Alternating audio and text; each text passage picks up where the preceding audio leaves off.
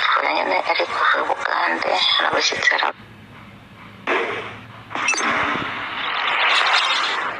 bamutse neza mwese bavande nk'uko nyine ubivuze nibyo yapfuye nyine ari kuva i Bugande n'abashyitsi yaravuye gufatayo ngo rero nyine haza indi modoka irabagonga abashije kuvamo umuntu umwe mu modoka ari muri koma ariko we n'abandi bamama babiri imodoka bagiye hejuru nyine byanze kuvaho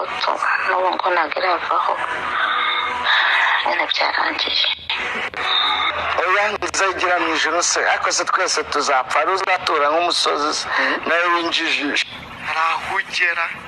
kavuga ati Mana wibuke ko nakoze ibi hari n'ibyo nateganyaga gukora bana nanjye umutima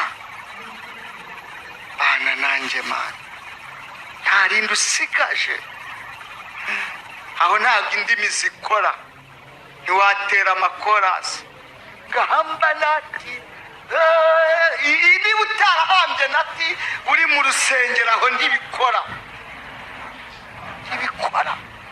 aba bantu wampaye kuyobora izi ntama wampaye zikuze uzigaburira ibyo kurya by'umwuka aho ntari ubasanga ubaganirize baryamye barote bagiriye rekwa abasengere mu kure yitwa pastor